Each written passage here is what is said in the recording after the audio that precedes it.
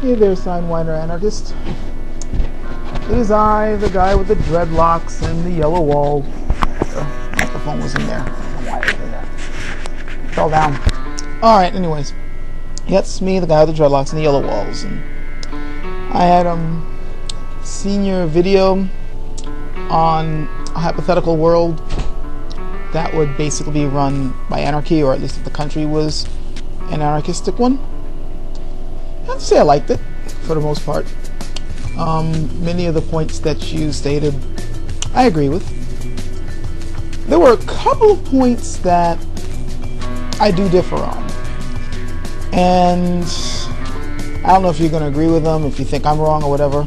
I'll just state my ideas, and if you want to respond to that, feel free. If you feel that there's some points that I am not clear on, that I'm not saying correctly, again, feel free to show me the error of my ways. But there were a couple of things that it was kind of like, First part was when you had mentioned about terrorism, and you were basically stating that one way that in an anarchist world terrorism wouldn't be a problem because since there is no state dictating, giving a blanket ban on certain types of discrimination, you know, if an airline does not want to allow Muslims on the plane, then they could just not allow Muslims on the plane, and people would be more inclined to fly on those things. And I found that a bit problematic because of two things. One, I believe that in an anarchist society, or let's just say there was an anarchist world, if you were dealing with a place where there was no state, then you actually would be eliminating the threat of terrorism right then and there. Because what's really causing terrorism is not religion. Okay, sure, religion does play a part, but at the end of the day, what's really causing these people to make bombs or start shooting up people, it's not religion. It's the state. Think about it. These days when people say terrorism, they automatically think Muslim, which is completely unfair when you consider that throughout the past, we've had all types before these guys decided to show up. We've had Jewish terrorists who were running around before Israel was started, and hell, we got Jewish terrorists there now to this day, who right now are pissed off that, you know, they're getting locked up for what they're doing. You got Irish terrorists who the English have been battling with for years. You have Hindu terrorists causing problems. You have other types of terrorists running loose in the Middle East and in the Asian regions. I'm trying to remember the something tigresses. I'm trying to remember their name, but there's a whole group of them out there just been having a civil war in a particular country. I cannot believe my mind is blanking out on this. But there's so many different types. And all their grievances stem with the fact that they're fighting against a government that they don't like. Palestinians, they're pissed off at Israel. Israel's pissed off at the Palestinians. So in both sides, they got their fanatics blowing shit up. Ireland, they're pissed off at Britain for invading their lands, so they supposedly feel that their lands have been stolen. That's why they're fighting for freedom. And so on and so forth. They're all fighting against the state. You eliminate the state, you eliminate pretty much the terrorists, because there is no government moving in on their lands. As you yourself succinctly pointed out, wars and invasions are caused by the state, by governments who just simply want to seize more power. If you get rid of that, where's the terrorists going to come from? Second reason why I was like, okay, that's an error in the statement. I already touched on it, but the first explanation is just the whole religious factor. Again, it's not religion's causing this, it's state. And discriminating against a religion just doesn't make much sense I guess a group of people, if they are prejudiced against a certain sect, religion, race, whatever, in an anarchist society, there is no state or government that's going to stop them and make some blanket civil rights law. And that's one problem that I also kind of have. Because basically there's nothing to stop that. The only thing, let's say that right now this entire country went completely anarchist. And, you know, people basically banded together to try to, you know, they're trying to live without a government. But you know, sooner or later somebody's going to form some type of government.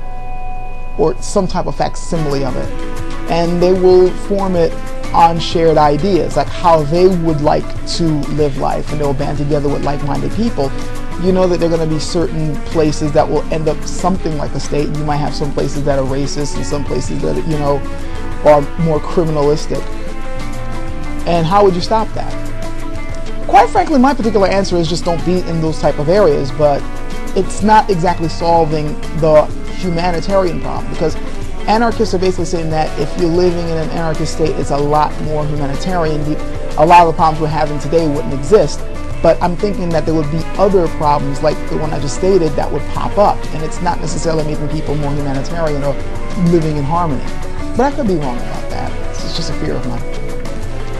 The other point that kind of gets me is I noticed that in your models, you kept talking about how free the corporations would be, and because the corporations would not have taxes upon them by a government or, you know, certain levies put upon them, prices would be cheaper, services would be better. I'm not too sure if I agree with that. And it's not because I don't agree that prices would be lower because of, I mean, yeah, taxes and, you know, levies and fines and all these other crazy things that the government's put on companies, yeah, that helps to jack the price up, no doubt about it. But you're forgetting the criminal factor in corporations today. The problem I'm having with so many arguments that I'm hearing from anarchists when it comes to corporate freedom is that they never once mention how corrupt corporations really are. Part of the reason why states are corrupt is because corporations are pulling the strings. What do you think lobbyists are for? When all these lobbyists running around in Washington are sent by corporations telling the politicians, you pass this law, we give you money. That's part of where the corruption comes in. The other part is simply because politicians are power-hungry, crazy bastards. But corporations also get what they want. How many drug companies have we seen in the news putting out products that are later on proven to be poisonous, and the companies knew they were going to be poisonous, but they just wanted to turn a profit? Look at the whole meat industry and how effed up that is. Just pick a copy up of the that book, Fast Food Nation, and you'll read so much about that it'll make you sick to your stomach to eat beef again. And it's simply because of corrupt corporations that really don't give two shits about who they're serving. They just want to turn a profit. And without a government trying to come in, and I'm not trying to make states look benevolent, because they aren't. And the only reason why they're doing this, putting taxes and stuff, is because they want to have some semblance of order, and also because they want to get a piece of the pie, the money. But without these governments basically trying to come up with health standards and so on and so forth, you know, these companies are going to run rampant. And you might say that, well, you know, without government stopping them, you know, there's going to be tons of competition, so this type of thing is going to be, you know, kind of pacified a bit. It's going to be controlled. But not really, because even right now with certain protections that are supposedly in place by the state, at least in this country, that stop monopolies and takeovers, it's still happening. Look at what Starbucks does when they move into any place that has like small little tiny coffee shops or whatever. They put them out of business and come out with inferior products. Same thing with, you know, department stores, retail stores, or whatever. They drive the smaller businesses out, and then they, you know, they happen to be ruling mostly just by volume. And we all know where they get their products from. Without a government, they would really be free to run free and, you know, get most of their labor from outside sources, from outside the country, and keep their profits will be ridiculously high, and they'll just want to get more and more and more and more and more. It's not just the state that has a lot of corrupt, power-hungry, money-loving individuals. It's corporations too. And that's why many corporations get started in the first place, to make tons of money, and they don't care about who they're giving the products to. You don't have to search far to see this. So many corporations are corrupt. Now, I'm not saying all of them are, because that's not true. We've got plenty of good examples of businesses that just run good businesses, and, you know, they care about their customers, and they come up with damn good products. But we also got great examples. Look at the car industry. That's something that I've wanted to do a video on for a while, and I need to do that. In this country, we talk about how great a big deal it is that, oh, look, this car goes 25 miles to the gallon. Oh, look, it goes 30 miles to the gallon. Do you know in other freaking countries they're way, way higher than us? Japan, forget about it. Their MPG is through the roof. Same thing in Europe. Theirs is much higher than what we got over here. The only reason why we're still stuck in the 20s and 30s is because the auto industry has not improved the way their engines have been running for the past 2 or 3 decades, if not more. The first gas crisis should have been an alarm. But in the 80s, 90s, and so on, no one cared, and they kept it the same freaking bad engines that they've always had. Why? Because they knew they'd get away with it, and it was just cheaper to produce that way to make more in their profits. This is corporations, and they're supposedly going to get benevolent when an anarchy shows up? I don't think so.